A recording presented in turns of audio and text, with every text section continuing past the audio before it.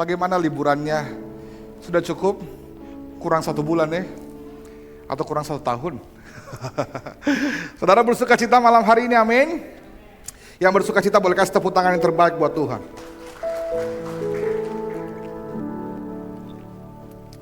Tanpa terasa kita sampai di minggu terakhir di bulan Maret.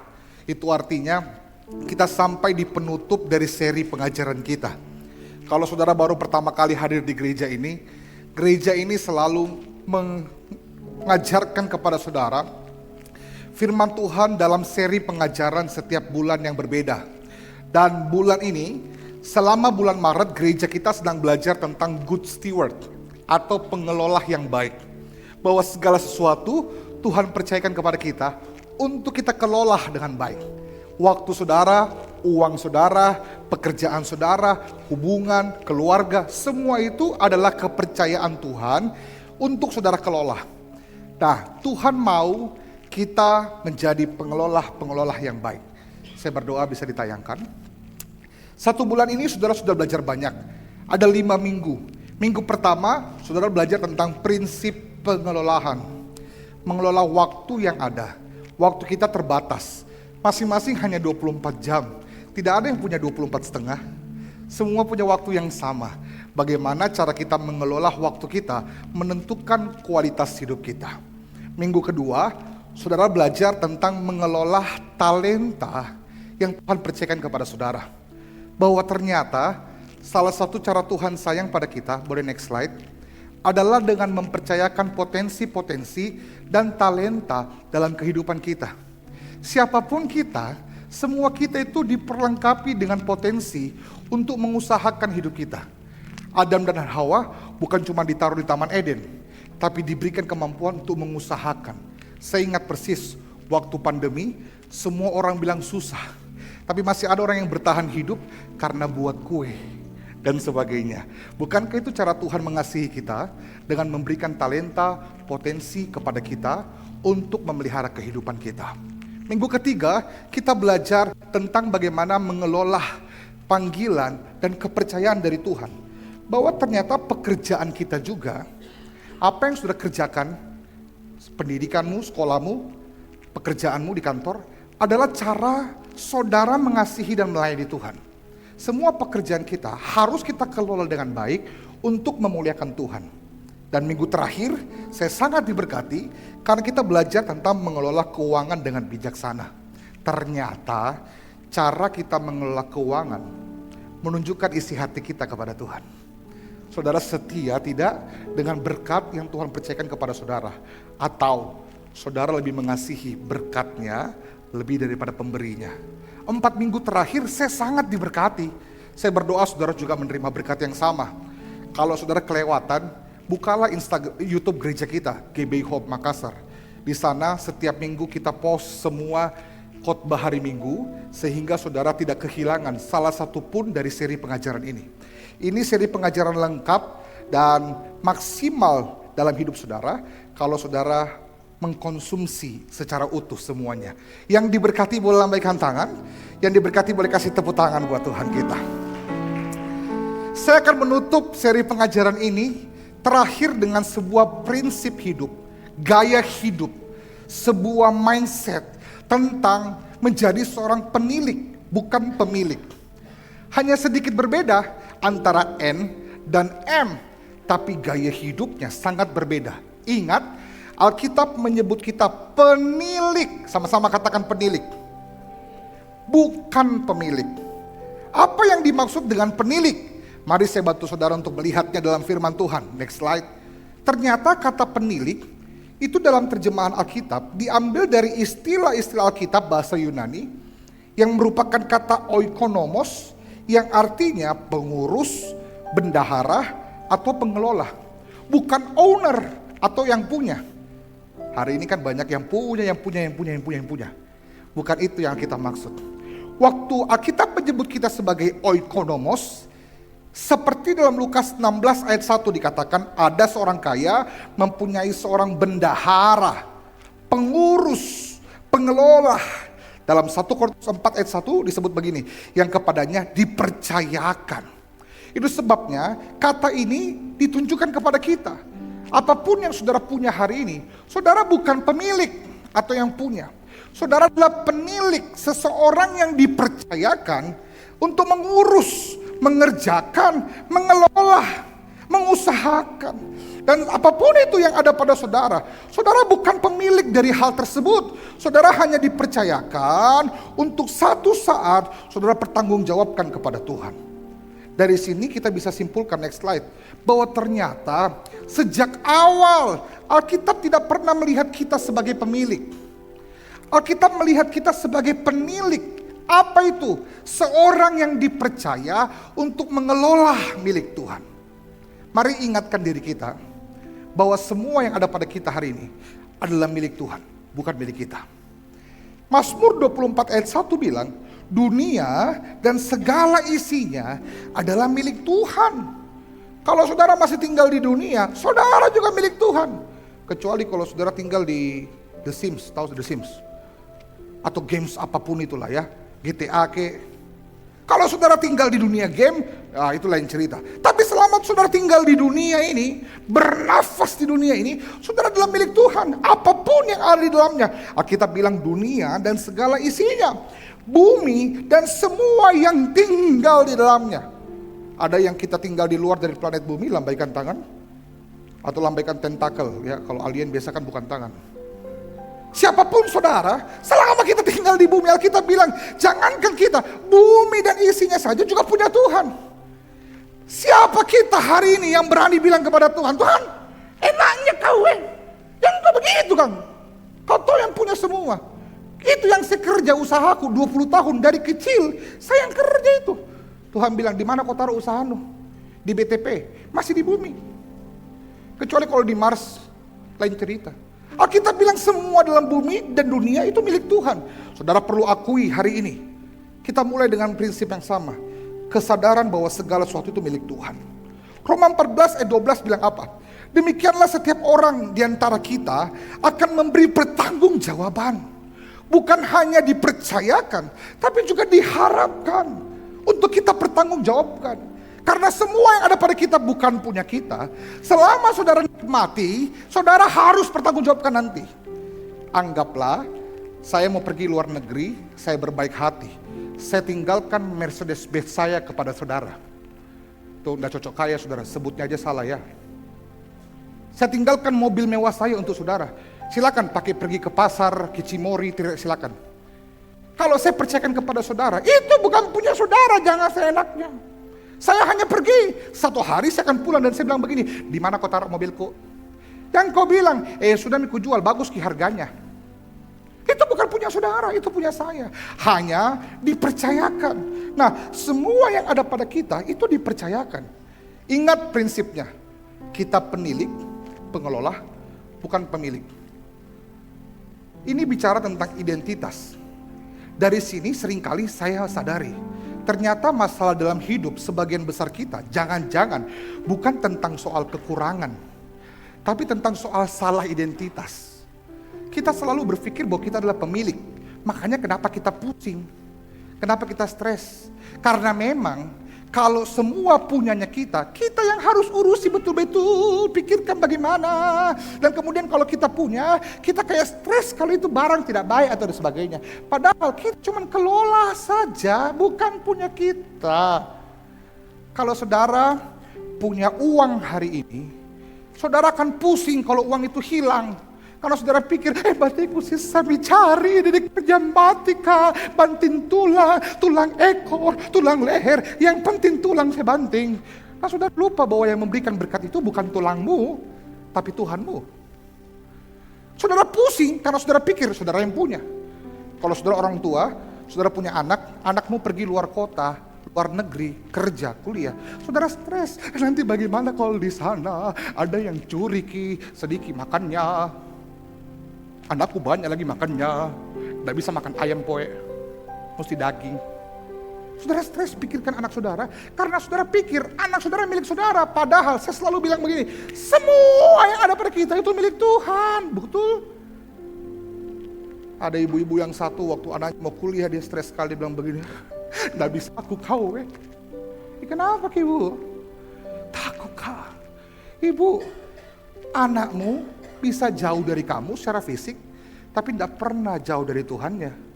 Anakmu bukan punya kamu, anakmu punya Tuhannya. Tanganmu cuma 2 terbatas, tapi Tuhanmu tanpa batas. Dia yang pelihara.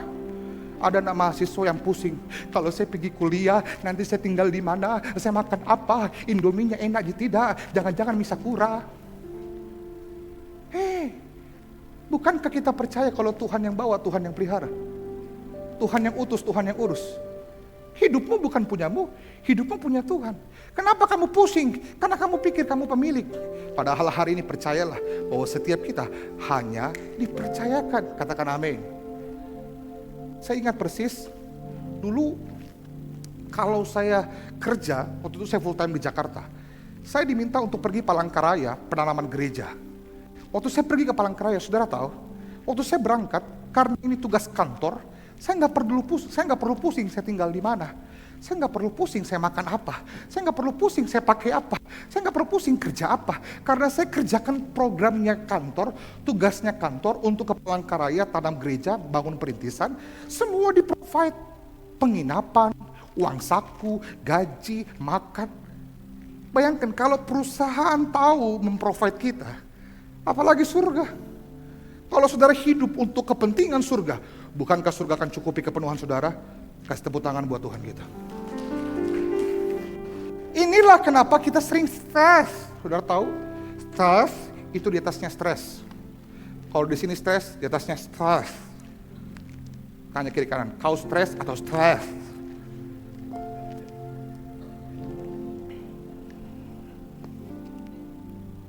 Kita sering stres karena kita berusaha untuk mengkontrol semuanya. Padahal bukan kita yang punya, Tuhan yang punya. Amin. Kalau hanya dipercayakan, sampai di titik kamu pusing, kamu kebingungan, bawa sama yang punya, tanya, tekan mami ini kau yang taruh ke saya, kasih yang apa bisa harus bikin. Itu sederhana. Bukan begitu? Karena bukan kita yang punya. Katakan amin.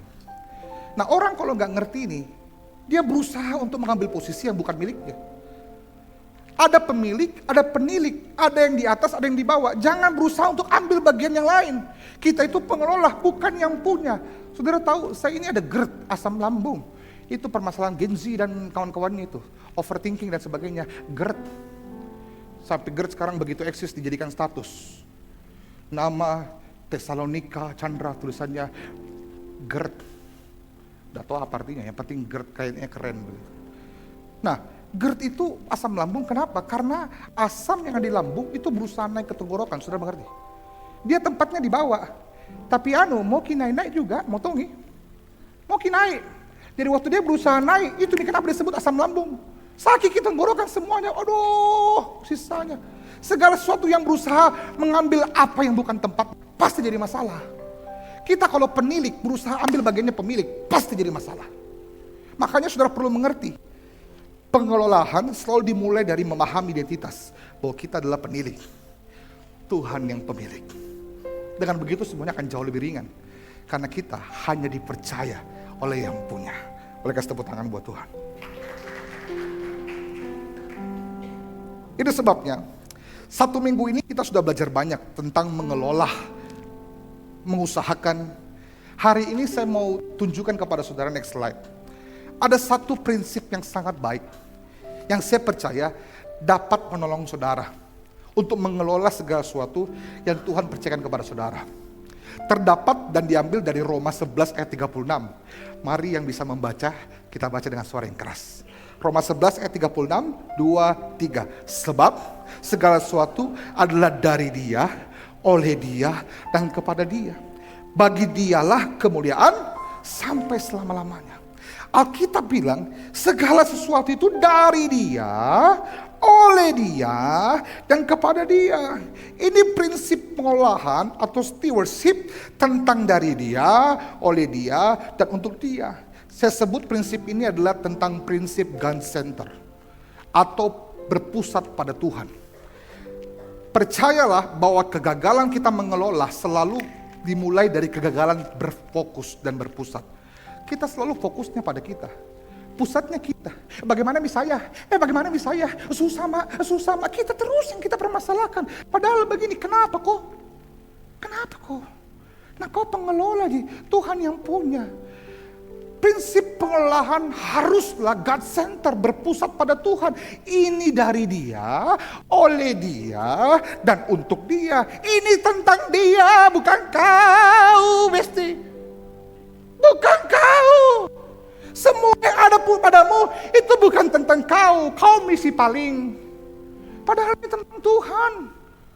Kenapa kita stres, kenapa kita pusing? Karena kita selalu berfokus pada diri, bukan berfokus kepada Tuhan. Nah, saya mau tawarkan kepada saudara sebuah gaya berpikir yang saya percaya akan menolong hidup saudara.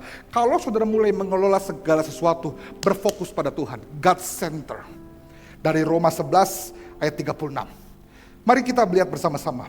Prinsip pengelolaan God center dari Roma 11 ayat 36. Yang pertama adalah bahwa segala sesuatu Alkitab bilang dari Dia. Dia yang kasih, Dia yang beri. Itu artinya poin pertama mengajarkan kepada kita bahwa Tuhan itu adalah sumber. Dia yang memberikan. Yakobus 1 ayat 17 bilang begini, setiap pemberian yang baik, setiap anugerah yang sempurna datangnya dari mana? Dari atas. Bukan dari bosmu, bukan dari perusahaanmu, bukan dari pekerjaanmu. Itu sebabnya kenapa saya selalu bilang, kau boleh kehilangan pekerjaan, kau boleh kehilangan penghasilan, kau boleh kehilangan pemasukan, tapi kamu gak akan pernah kehilangan pemeliharaan Tuhan. Karena yang pelihara kamu bukan bosmu, bukan pekerjaanmu, tapi Tuhanmu. Saudara perlu mengerti ini, bahwa segala sesuatu dari Dia. Boleh melalui apa saja, tapi sumbernya tetap sama, yaitu Tuhan. Katakan amin.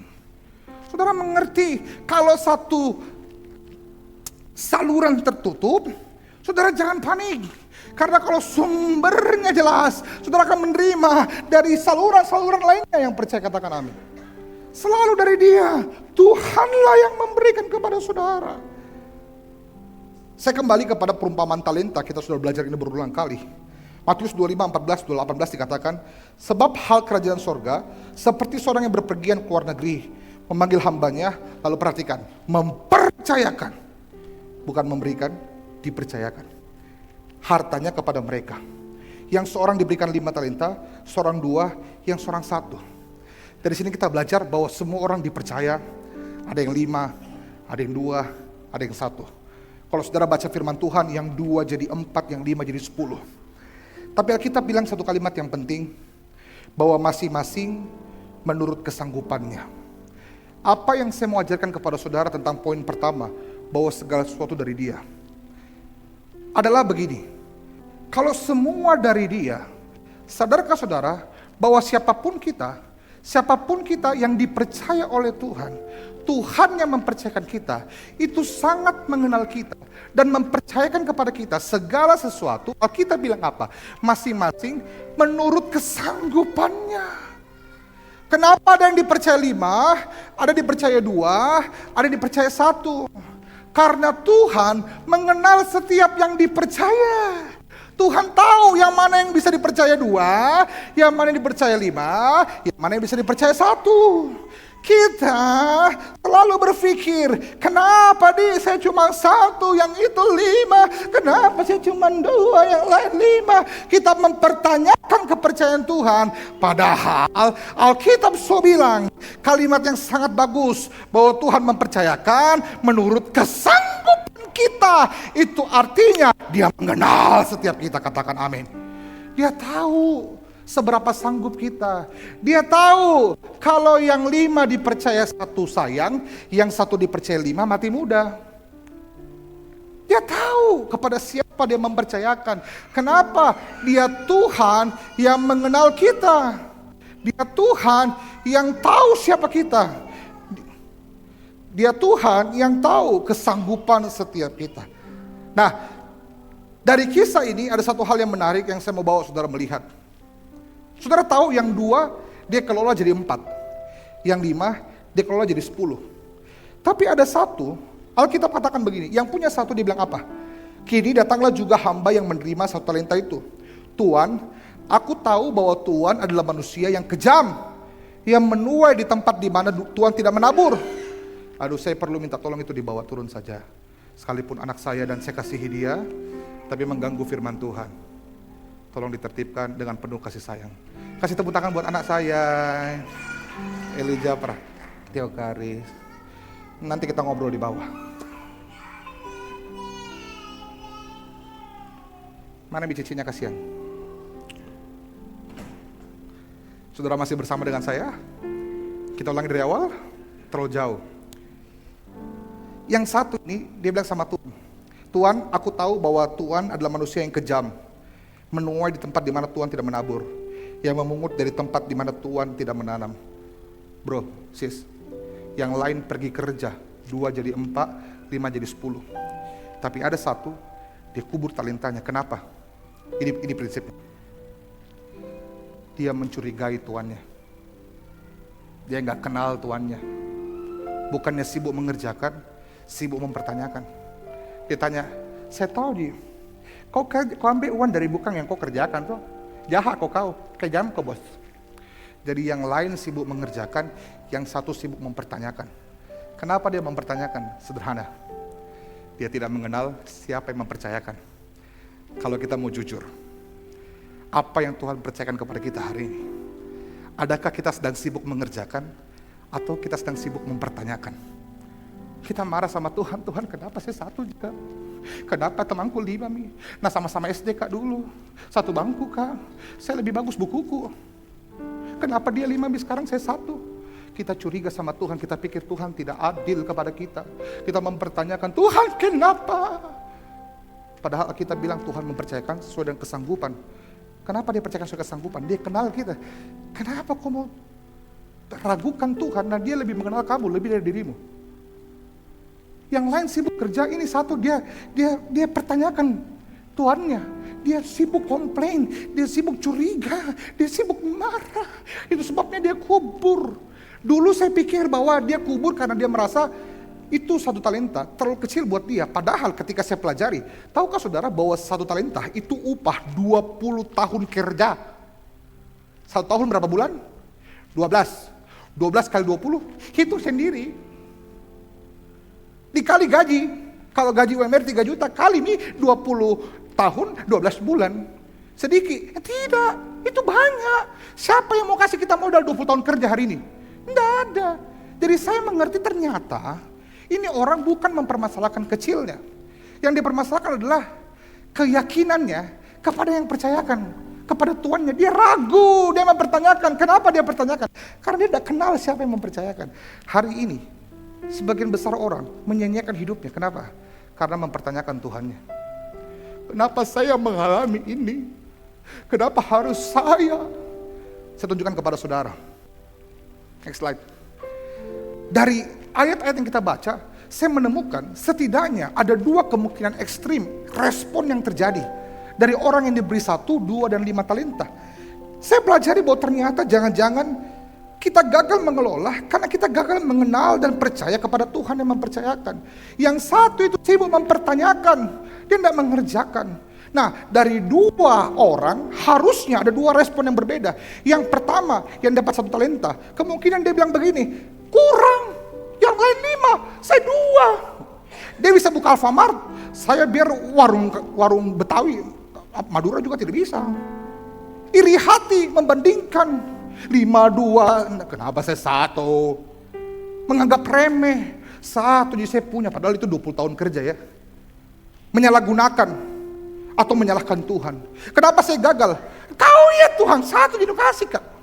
Dia cocok dia jadi dokter karena 5 dia punya. Saya biar main dokter-dokter saya tidak bisa. Dia menyalahkan Tuhan karena kondisinya. Dia tidak bersyukur kepada Tuhan karena dia punya hanya sedikit menurut dia. Tapi ternyata ada potensi yang sama yang juga bisa terjadi kepada yang diberi 5 talenta.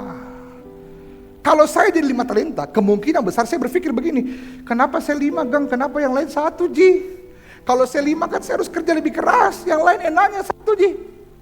Yang 5 mungkin bisa merasa terbebani, atau takut gagal. Banyaknya Tuhan percayakan kadi, bisa tidak saya kerja.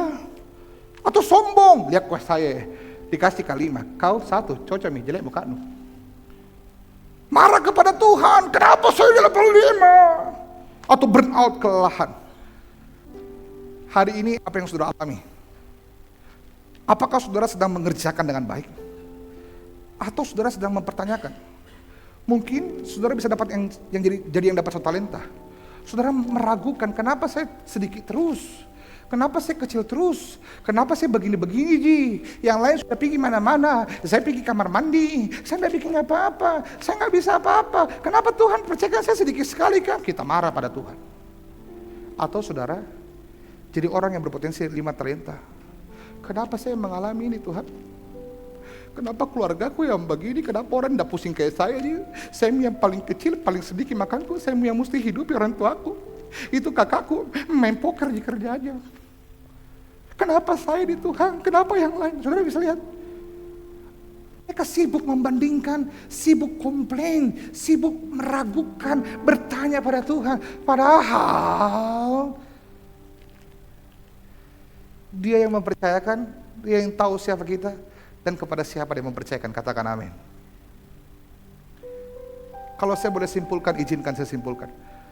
Bukankah semua yang Tuhan percayakan kepada kita memang untuk kita? Kita merasa Tuhan besarnya bebanku, Tuhan 5 kau dah kuat. Tuhan bilang, aku kasih kamu 5 karena aku tahu kamu sanggup pikul 5. Tuhan, kenapa saya 1 gandia 5? Aku kasih kamu 1 karena aku mempersiapkan kamu untuk dipercaya 5. Sabar bro. Kalau saudara mau lebih mengenal Tuhan saudara mau lebih percaya kepada Tuhan saudara tidak akan sibuk mempertanyakan. Saudara akan mulai sibuk mengerjakan. Katakan amin. Sekalipun saudara pikir kenapa sih 5 banyak sekali Tuhan, jangan mau kau banyak tanya. Percayalah kepada Tuhan yang mempercayakan, Dia tidak mungkin salah percayakan. Katakan amin. Kamu bilang kenapa keluargaku, kenapa Ika? Saya yang kasih itu keluarga buat kau. Saya tahu kamu sanggup hidup di situ dan jadi buah di situ. Saudara bisa bayangkan kalau ketiga-tiganya, yang 1 dan yang kelima, mengerjakan dengan baik tanpa mempertanyakan, pasti ada hasilnya.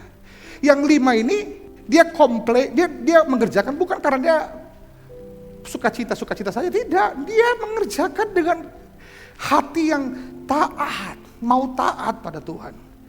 Jadi belajarlah percaya bahwa semua yang ada pada saudara itu dari Tuhan. Dan kalau Tuhan yang beri, Tuhan tidak mungkin salah beri. Tuhan yang percayakan, Tuhan tidak mungkin salah percayakan. Katakan amin. Stop komplain, mulai percaya. Jadi kalau hari ini pekerjaanmu terasa terlalu berat, nego sama Tuhan, Tuhan kenapa saya 5? Dengarkan firman Tuhan hari ini. Karena kamu tahu, aku tahu, kamu sanggup mengerjakan 5. Tuhan kenapa saya baru 1? Karena aku tahu, kalau 5 aku berikan kepadamu, 5 akan menghancurkanmu. Tuhan sayang pada kita. Tuhan tahu kapasitas kita. Kasih tepuk tangan buat Tuhan. Makanya saudara perlu belajar. 1 Korintus 4 ayat 7 bilang begini.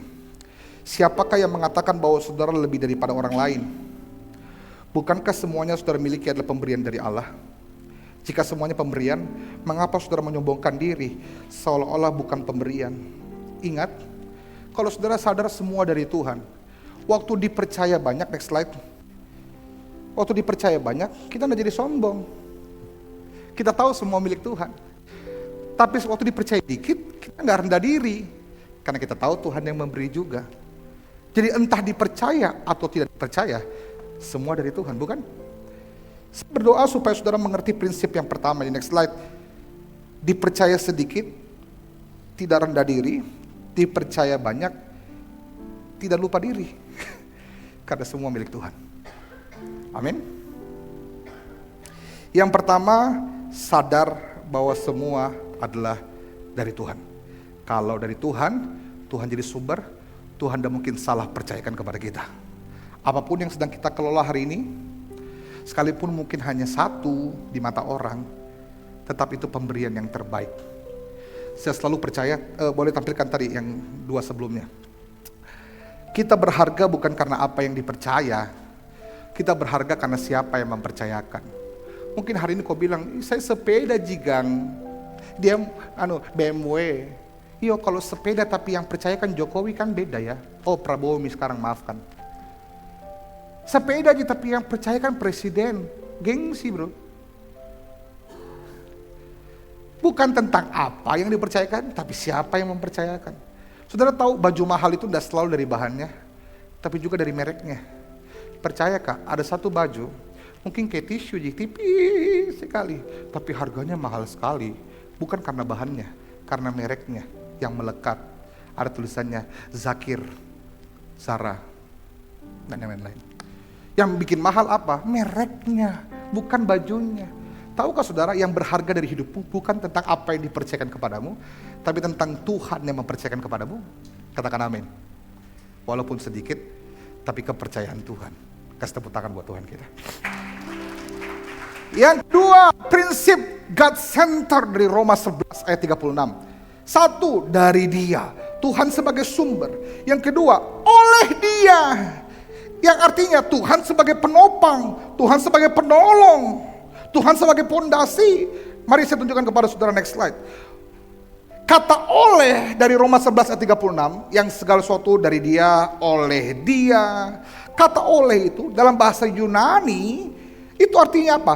Melalui campur tangan Tuhan. Jadi tahukah bahwa prinsip pengelolaan semua yang Tuhan percayakan kepada kita, next slide, bukan hanya dipercayakan kepada kita, tapi juga hanya dapat kita kerjakan bersama dengan Dia. Dari Dia dan hanya oleh Dia. Hanya bersama dengan Dia.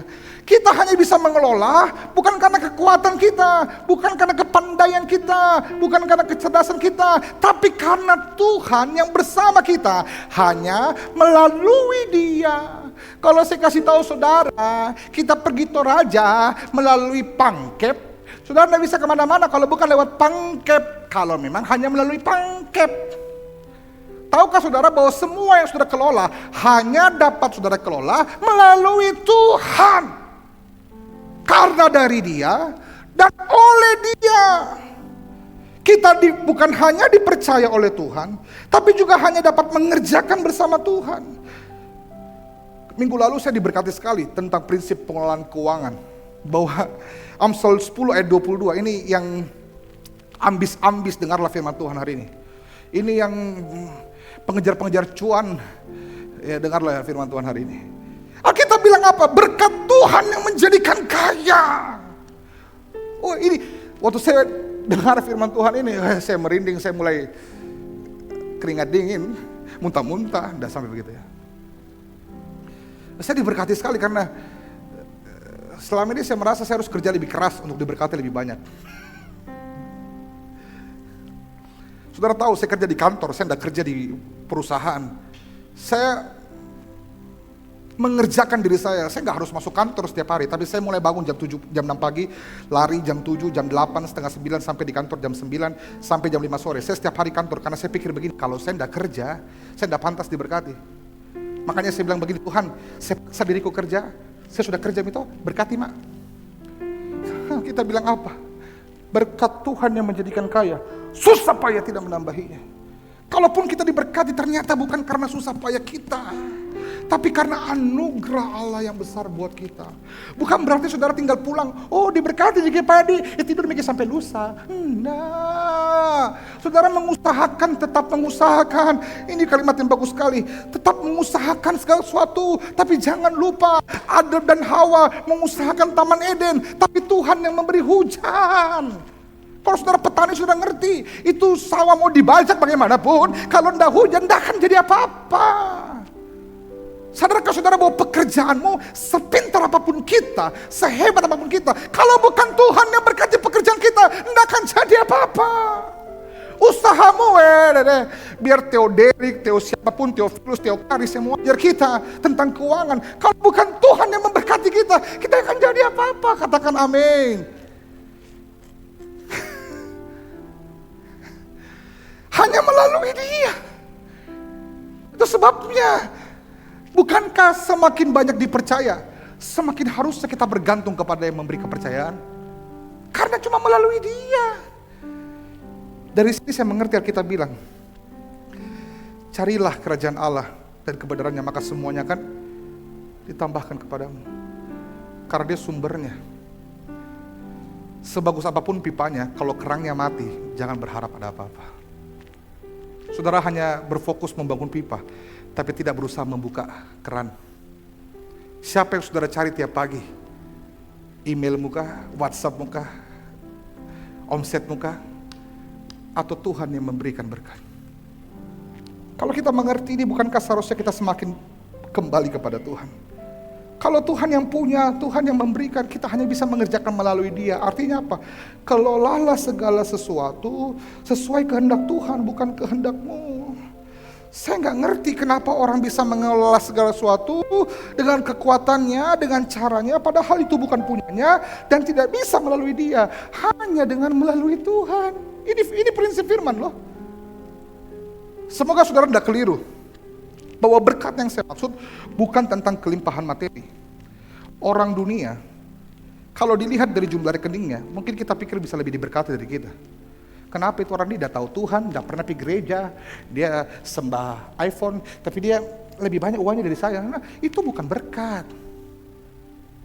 Berkat itu adalah apa? Damai sejahtera, sukacita, anugerah yang kita bisa nikmati dalam setiap kehidupan kita. Ada banyak orang punya banyak uang. Saya tadi pagi khotbahnya bagus. Punya uangnya, tapi sakit. Dia cari orang bilang, siapa yang mau kerja? Satu hari saya bayar 1 juta, gantikan kalau dulu sakit. Tidak ada yang mau. Kalau ada pun yang mau, tidak bisa. Tidak bisa digantikan. Kau yang sakit, kau yang harus dioperasi. Kau yang sakit, kau yang harus dirawat. Biar banyak uang. No. Hari ini mungkin kita tidak melihat berkat secara materi. Tapi orang tua mau dipelihara sempurna. Hari ini kita tidak lihat berkat secara materi. Tapi kuliahmu, Tuhan pelihara. Saya dengan istri saya itu lihat berkat Tuhan itu tidak selalu dari uang, tapi dari penyediaan. Skevo, sekedar info. Kami baru tutup usia. Kalau semangat pendetanya. Tutup usaha. Tolong dihapus itu ya, jangan sampai di pelintir-pelintir. Kami baru tutup usia, enggak ya, tutup usaha. Kami baru tutup usaha bulan November tahun lalu. Sekarang seluruh kehidupan kami hanya dari melayani Tuhan dan mengerjakan yang terbaik buat Tuhan. Tapi cara Tuhan memelihara kami tidak dengan tiba-tiba mendambakan saldo rekening kami. Tapi waktu kami mesti tinggalkan tempat usaha kami, Tuhan menyediakan rumah. Untuk orang-orang terdekat saya, dia tahu persis bahwa angka itu saudara akan temukan dimanapun di kota Makassar. Kami, ini makanya ya, kita ini anak Tuhan, sudah dikasih banyak, maunya banyak. Duduk di ruang tamu lihat, kayaknya bagus kok ada TV. Istri bilang, TV berapa? 32. Kecil. 43 lah. Mau beli TV. Cari-cari TV, lihat mahal. Mau beli sekarang, sayang uangnya. Tahan-tahan deh. Tuhan kasih TV, bukan 43, sorry ya, 50. Kalau mau tepuk tangan jangan setengah-setengah. Saudara tidak berhak bilang saya sombong karena saya tahu semua dari Tuhan. Saya nggak sombong, saya bersaksi. Tuhan kasih TV lebih dari yang saya pernah minta. JJ cuma bisa minta 32, saya 43, Tuhan kasih 50. Bukankah kalau Tuhan mau berkati saudara, tidak perlu dengan cara saudara? Kalau sudah kelewatan, mau story di Instagram, silakan saya kasih waktu. Saya angle kiri, minta maaf. Bukankah kalau Tuhan mau berkati saudara, tidak harus dengan cara saudara? Tapi saudara jangan sibuk dengan berkatnya, sibuk dengan pemberi berkat. Dia kerangnya, jangan fokus sama pipanya. Pipanya berlian, kalau kerangnya tersumbat, apa yang saudara harap? Hanya melalui dia. Alkitab saksikan kesaksian-kesaksian, next slide. 5 roti 2 ikan. Orang 5.000 mau makan, tidak ada makanan. Ada anak kecil satu bilang, om, ada 5 rotiku, ada 2 ikanku. Sedikit dia, marah-marahnya mama aku, tapi mau kasih untuk Tuhan. 5 roti 2 ikan, bisa kasih makan siapa? Kalau saya sendiri kurang. Mesti tambah nasi. Tapi 5 roti 2 ikan di tangan Tuhan. 5.000 orang, laki-laki, belum perempuan. Kalau dia kayak Kita dulu 25 tahun yang lalu yang satu orang 9 anaknya. Itu Mi. Semua makan lebih 12 bakul. Bukan karena anak kecilnya, bukan karena 5 roti 2 ikannya, tapi melalui Tuhan, bukan? Seorang janda yang terlilit utang. Mau diambil anaknya karena bisa bayar utang. Datang sama Nabi, bagaimana bisa aku dong? Mau diambil aku, tidak bisa bayar utang. Nabi bilang, apa di dalam tanganmu? Apa di rumahmu? Di janda bilang, minyak jika dong sedikit. Bawa datang, di tangan Tuhan. Minyak itu ditumpah di kendi-kendi. Tidak habis-habis. Itu kendi-kendi dijual. Bukan cuma untuk bayar utangnya, dipakai untuk melanjutkan kehidupan. Bukan minyaknya, bukan jandanya, bukan nabinya, tapi Tuhannya. Bukankah kita hanya bisa mengelola melalui Tuhan? Cari Tuhannya. Saya mengasihi saudara, saya sangat mengasihi saudara, maka saya mendorong saudara begini. Kalau hari ini pun kita gagal mengelola, ada masalah, kita pusing seperti janda ini cari bagaimana dia. Jangan kau sibuk cari orang, sibuk kau cari Tuhanmu. Tidak bisa. Dia aja yang bisa tolong kau loh. Dia aja yang bisa tolong kau. Dan dia bukan cuma bisa tolong kau, dia mau tolong kau. Yang kau bilang jika minyak aja yang kau punya, bawa datang sama Tuhan. Minyak yang satu kecil itu bisa lunasi utang, bahkan memberi kehidupan. 5 roti 2 ikan. Yang kau lihat dari kau dong. Apa aja 5 roti 2 ikan. Busu lagi ikanku sedikit. Coba bawa datang sama Tuhan. 5.000 orang bisa makan. Kuncinya bukan mengandalkan kekuatan, bukan cari besar-besarnya siapa. Datang sama Tuhan. Karena hanya melalui dia kita bisa mengelola apa yang di tangan kita. Kasih tepuk tangan buat Tuhan. Saudara belajar sesuatu? Next slide. Dari dia, oleh dia, dan yang terakhir, untuk dia. Ternyata memang semua ini bukan tentang kita, tapi tentang dia. Tuhan sebagai sumber, Tuhan sebagai penopang, tapi Tuhan juga sebagai tujuan. Bahwa semua yang ada padamu harus untuk dia. Ada satu ayat sangat menyentuh hati saya. 1 Petrus 4 ayat 10. Setiap orang, saudara dan saya, sudah menerima pemberian khusus dari Allah. Kita sudah dipercaya. Karena itu hendaklah kamu saling melayani dan memakai pemberian itu sebagai pengelola yang baik dari kasih karunia Allah yang beraneka ragam. Kita dipercaya bukan untuk kita, kita dipercaya untuk orang lain, untuk kemuliaan Tuhan. Tahukah saudara bahwa next slide, semua yang dari Tuhan itu harus untuk Tuhan.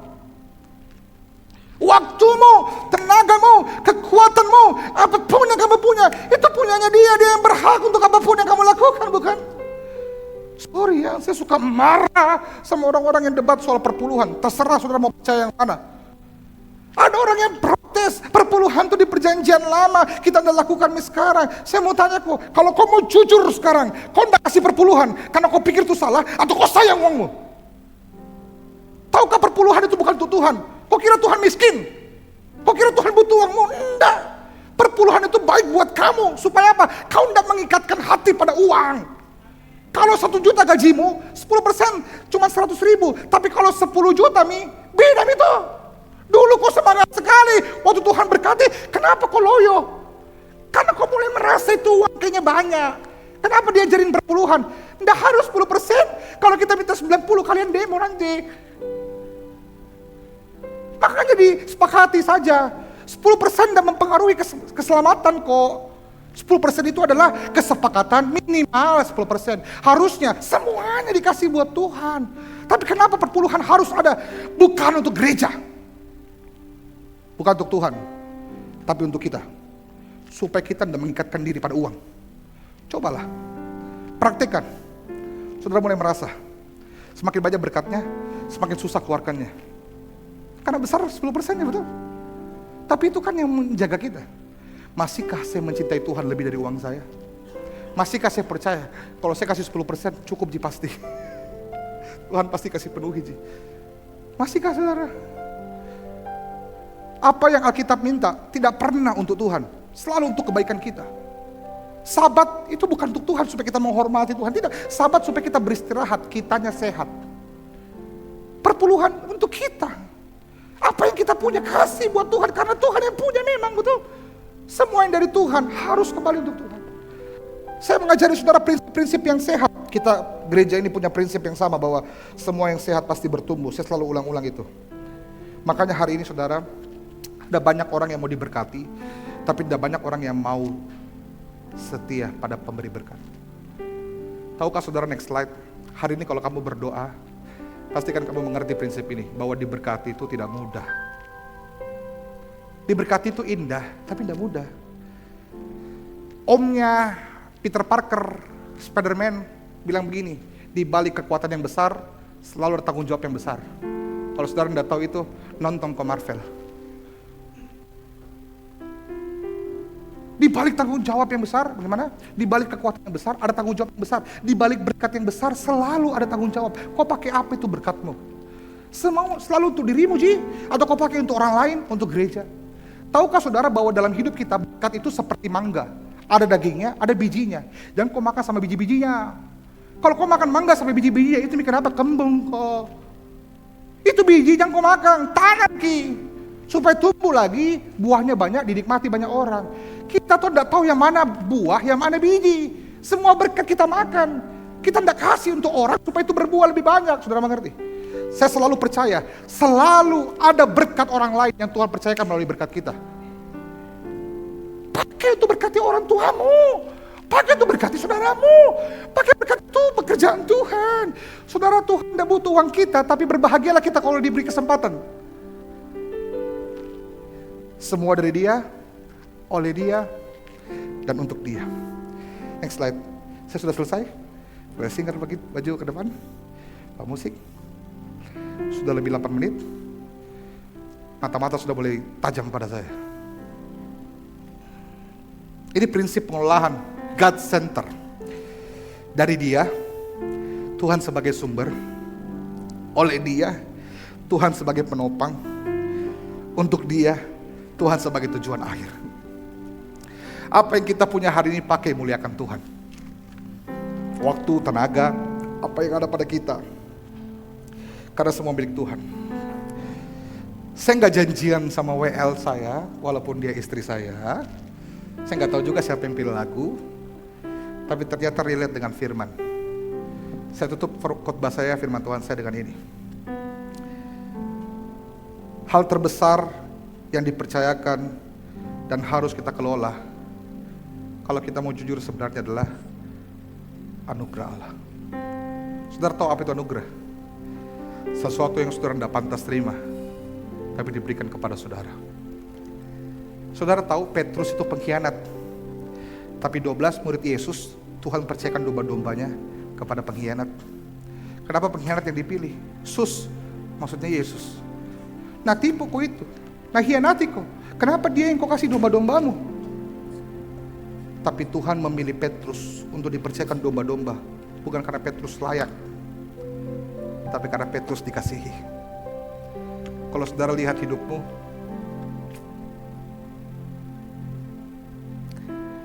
bukankah setiap kita tidak cukup layak untuk dipercayakan apapun? Tapi Tuhan percaya kepada kita karena anugerahnya yang besar buat kita. Sekarang kita bangkit berdiri.